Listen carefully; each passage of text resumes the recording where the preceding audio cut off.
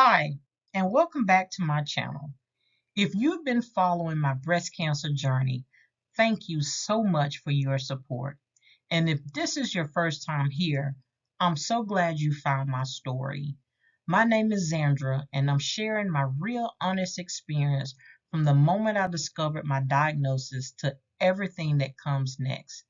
Today, I'm talking about my second chemo treatment, side effects, and my attempt at normalcy. Chemo day 2 is in the books.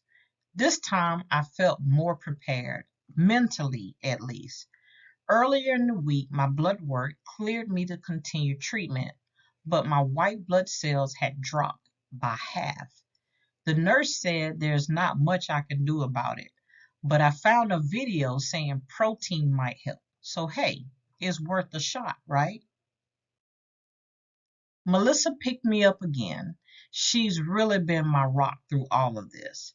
We left a bit earlier and actually beat the worst of the traffic. While we waited, we listened to Ratchet and Respectable podcasts. They were deep in the drama with Diddy's arrest and indictment. It was messy, but made for a good distraction before going in. I felt more mentally prepared this time around. I've been tracking my blood pressure all week and it's been good. So if it goes high at the hospital, I'm blaming the environment, not me. Inside, we got a window seat, though the view was mostly cranes and construction. Not exactly scenic, but at least it was something to look at. My nurses were Taylor and Allie. Allie handled my port like a pro and removed those stubborn strips I've been too scared to touch. I really thought I'd bleed out if I messed with them. Once the pre-med started, I knew Benadryl was coming for me. It hit slow but heavy. I started drifting off while Melissa got comfy on the couch with the intern playing. I'm sure I was a terrible conversation buddy, but she didn't seem to mind. Then came Taxol and the dreaded ice mittens and socks. Ugh, that part is the worst. My hands and feet were frozen for a solid hour. I couldn't think about anything else but how cold I was. Even Benadryl couldn't save me from that. Once the mittens were off, I thawed out a bit. Finished up with carbo, and by 10:15 we were out the door and off to my PET scan. I chose an IV instead of using my port, less stress. They tucked me into a small room with a recliner and spa music. The Benadryl was still working, so I dozed off until it was time for the contrast. After that, it was scan time. After all that, I tried to keep things normal for the kids. Chris had a block party at school, music, bounce houses, cotton candy, the whole nine. I was so tempted to dance with the band, but I stayed in mom mode. Still, it was a good night. Now let's fast forward to Comic Con weekend.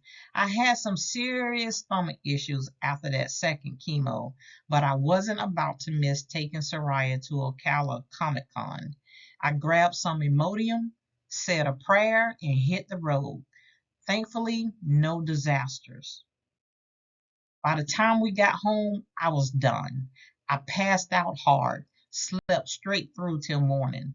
Sometimes your body just says, nah, we're shutting down now, and you listen. The days that followed were a blur of stomach pain, freezing cold chills, and wild swings between being wide awake and barely staying conscious. I was at work shivering in a sweater and winter coat next to a heater.